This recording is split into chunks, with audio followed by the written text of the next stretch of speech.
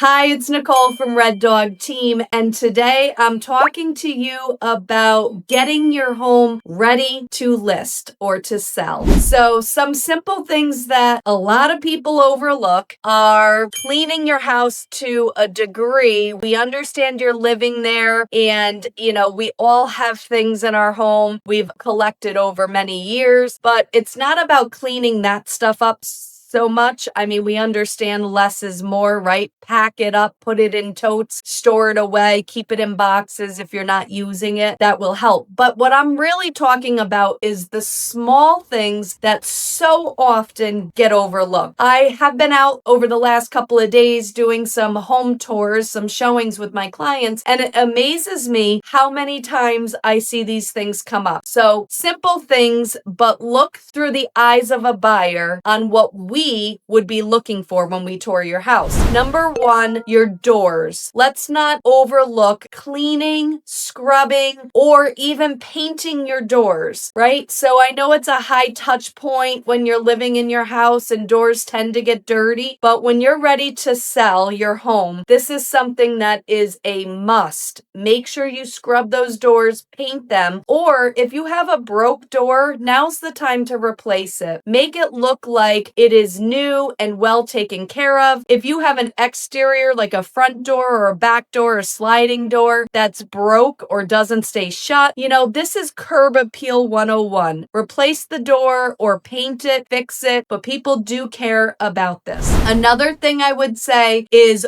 window trim or sills and also railings. A lot of the times these two things get missed because windows always have blinds or curtains over them, but believe it or not, people move the blinds, they look out the window, and they actually do care to look at the actual window. Does it function? Is it, do they stay open? What year or are they newer, windows? So they're looking at that. But when they see a whole bunch of dirt or pet hair or miscellaneous items stuck on the window or around it, that's an indication of maybe you didn't keep up with the home. So cleaning these simple areas definitely make a difference. Railings, make sure that they're secure, they're not loose and wiggly. That can get called out if a buyer comes through with an FHA loan or VA loan. And that's just a simple fix that you can take care of in the start. And also look at it. Are they dirty from everybody touching it as they go upstairs? If it's dirty, clean it. If you can't clean it, then paint it or replace it. Another simple thing that you can do to prime your house for top dollar is look at those baseboards. If you have heaters or you have wood baseboards, look at them. Pay attention to what they look like. I know it's down by our feet. We're walking, our eyesight's up higher, but sometimes people will bend down to feel the floor to see if it's real wood, is it tile, whatever. But sometimes our eyes are drawn to different things, and we want to keep those just as clean as the rest of the house. Another quick thing to not overlook is your appliances. So many times I've gone into houses and the buyer will open up the microwave or look at the oven or the fridge, and it's filled with stuck on dirt, like grime, grease, food splats in the microwave. Clean it. Yes, people do open up appliances because guess what, folks? Appliances convey with the sale of the house. These items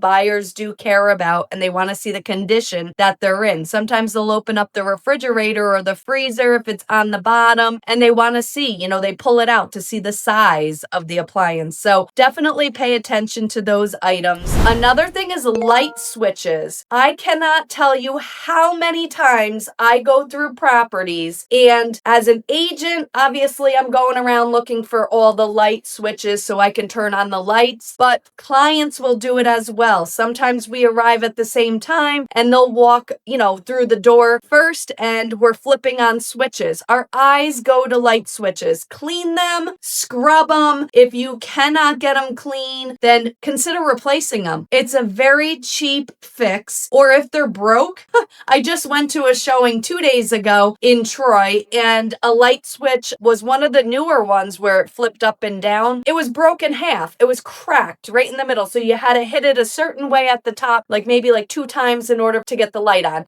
Simple fix, very cheap, fix it. If you have plug-in pest keepaways, then put those away, right? I mean, unless there's really truly a pest problem, you're going to be disclosing that on your property condition disclosure. If you have mice or there's a pest problem, then you're going to want to disclose that. But if you had a mouse and you got it out of the house and you just keep these up for a precautionary thing, remove them. Nobody wants to go into a house and see these plugged in all over. It kind of indicates that there's maybe gaps in the siding or holes somewhere that little critters are getting in. And if it's not a problem, then don't make it into a problem. Make sure you look above. Look up at the ceiling. Do you see old water leaks? Maybe you have a drop ceiling with panels and it has like brown stains on it from maybe upstairs had a window air condition unit and years ago there was water leaks from it and it stained the downstairs ceiling tile. Replace the ceiling tile or paint it or fix the problem. If you actually have a plumbing problem, fix it or disclose it. But what I'm saying is if there's no problem, if the problem's been fixed, then don't leave stains up on the ceiling. If you have bad tape jobs, you